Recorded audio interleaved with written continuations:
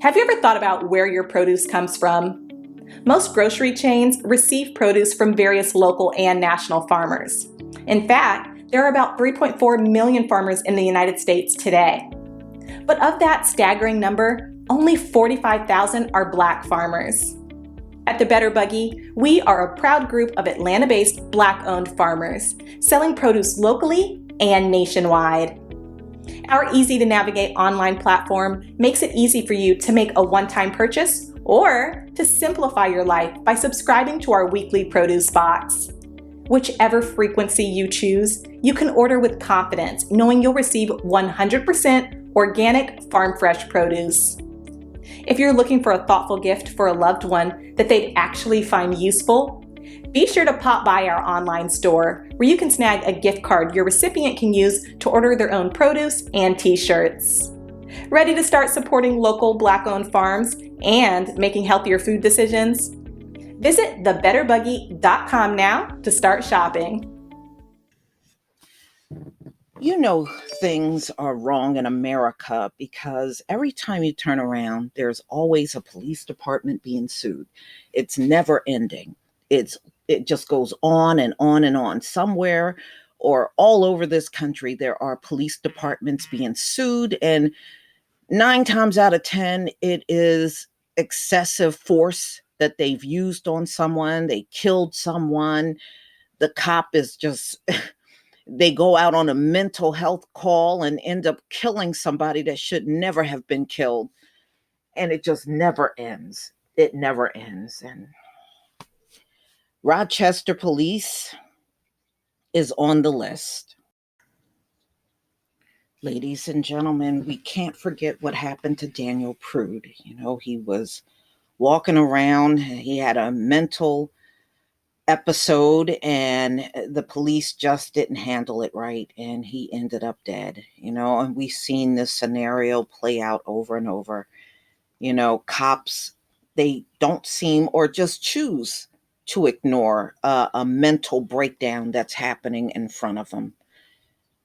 Oh boy. So this is Yahoo News, USA Today.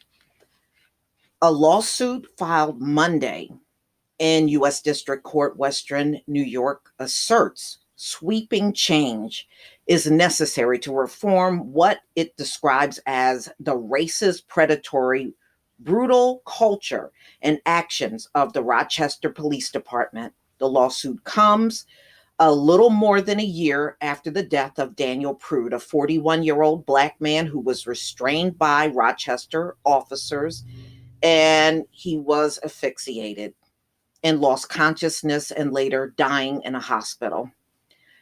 Absent external enforcement, the system will not change itself, according to a 96-page filing that outlines constitutional and civil rights violations alleged perpetuated by Rochester police over the last 50 years. Named in the lawsuit was Rochester Mayor Lovely Warren, and that mayor ain't no damn good. Former Police Chief LaRon Singletary, Interim Chief Cynthia Harrod Sullivan, the City of Rochester, Monroe County Executive Adam Bello, Sheriff Todd Baxter, other members of RPD's command staff members, the New York State Police, and other law enforcement officers, including 200 John Does. The complaint was filed by 5 law firms on the behalf of 10 named plaintiffs and 2 groups: Free the People Rock and the National Lawyers Guild Rochester LLC. Most were involved in protest over the death of Daniel Prude, including among the law firms of Neufeld, Scheck, and Buston, LLP of New York, a firm that specializes in prosecuting alleged police misconduct and possible civil rights violations. A press conference about the lawsuit was expected Monday afternoon. Lawyers who filed the suit seek class action status and are demanding an independent federal monitor to reform the Rochester Police Department's policies and practices with regard to the use of force, racially biased policing, and policing of demonstrators. Federal monitors have been assigned to police agencies and cities where civil rights violations or patterns of abuse are systemic. Los Angeles went into a 12-year period of oversight following the beating death of Rodney King. He didn't die. The beating of Rodney King, he didn't die from the beating, though, which was in 1991. Rochester Police Department operates with the sense of impunity, and officers face no recourse or discipline for unlawful or racist actions, the lawsuit argues. Well, shoot, you can apply this to police departments all over the country. They're all doing the same thing. At the heart of the lawsuit is the allegation that defendants agreed among themselves and with other individuals to act in concert in order to deprive plaintiffs of their constitutional rights, including but not limited to their rights to be free from excessive force, their right to equal protection of the law, and their right to be, to free speech, the lawyer said. Federal oversight is needed because city officials have for decades responded with deliberate indifference to this problem, the filing states. The complaints narrative began in September when the public first learned the in custody death of Daniel Prude. Yeah, they took a long time to come out with that, you know, and that right there, you can tell something is clearly wrong. So, when they take a long time, they're trying to get their story together, their lie to come out and tell the public. All right. So, the death of Daniel Prude, which took nearly 6 months before September 2nd press conference, by his family. So if it wasn't for his family, we would never have known about Daniel Prude because the Rochester police completely buried what they did to him. 3 officers restrained Prude until he, of course, lost consciousness and he died. You know, the lawsuit alleged that the police responded with excessive force to protests held after Prude's death became public and severely injured hundreds of protesters with their tactics. So, this is what the police did. Video footage of them encountering protesters. Of course, they went overboard, especially with, us and mixed in the crowd.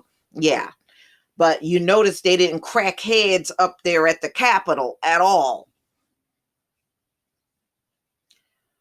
Okay, time and time again, going back decades, the city and RPD have made hollow promises of reform, but the culture of violence and racialized policing has not changed, the lawsuit states.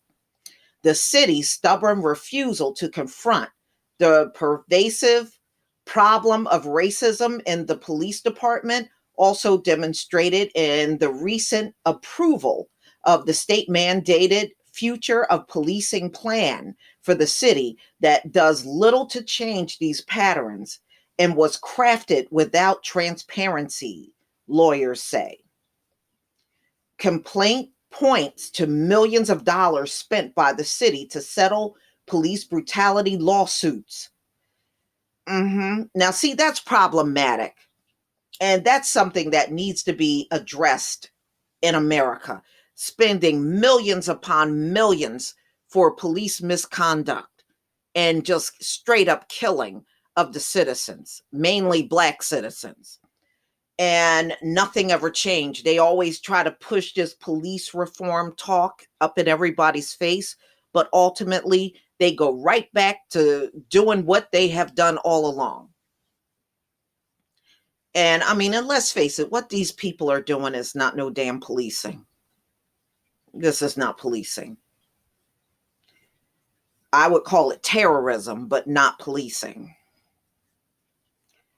The latest complaint cities two incidents. One was in 2013 and the other in 2016, where officers brutalized Black men. The city paid out more than $1 million to settle those two cases, and all the officers involved still employed by RPD. Mm-mm-mm. On September 2nd, activists, lawyers, and Prude's family, the members, they hosted a press conference at City Hall where the released footage of Prude's encounter with police was released. It was revealed that the city and RPD had suppressed the body cam footage to cover up the RPD's responsibility for Mr. Prude's death. The suit states, within hours, Rochester would resemble a war zone with RPD, NYS troopers, MCSO officers unleashing flash grenades, tear gas, and thousands of pepper balls onto the crowd. The filing reads, later in the evening, officers were called back inside the public safety building and commanded to forcibly retake the loop and push protesters back into the streets. The complaint said, painting a stock portrait of police protester interaction. Lawyers compared the law enforcement tactics of September 4th as a scene of tragically reminiscent of the 1965 Bloody Sunday attack on civil rights demonstrators at the Edmund Pettus Bridge in Selma, Alabama. Protesters were kindled and pinned in on a bridge, though the use of heavy armor, yeah, because they use heavy force, they use pepper balls, 40, the rubber bullets, the tear gas, the batons to assault the protesters. Mm-mm-mm. Protesters were ordered to disperse, but they had nowhere to go.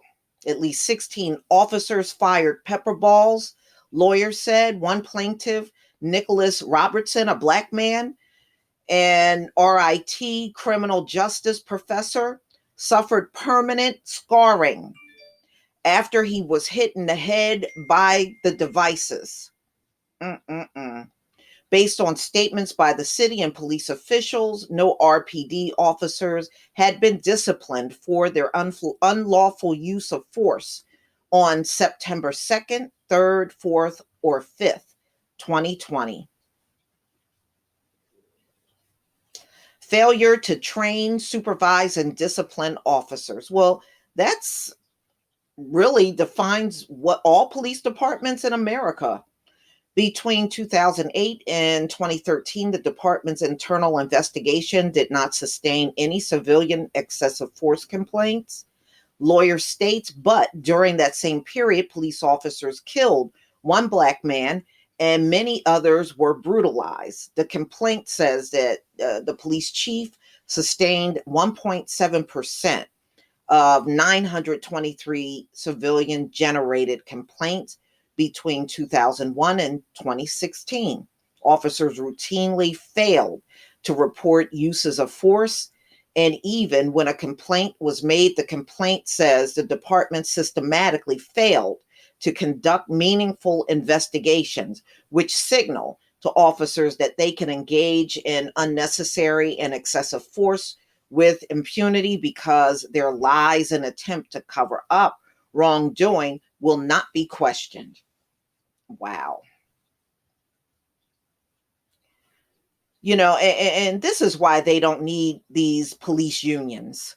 The police unions know all this misconduct is going on, and their goal is always to cover it up and lie and try to make the cop the victim that went out there and brutalized and killed people. They don't really need to be around. If you want, you look, get rid of qualified immunity and start dismantling these police unions. Those are the two things you need to do. But y'all, please tell me what you think about this big lawsuit coming on Rochester police for their misconduct, their racism, their excessive force, and just brutalizing the people that live there, especially the Black citizens. Please leave your comment and subscribe. Don't forget to hit on the notification bell, and I'll see you on the next video. Peace, family.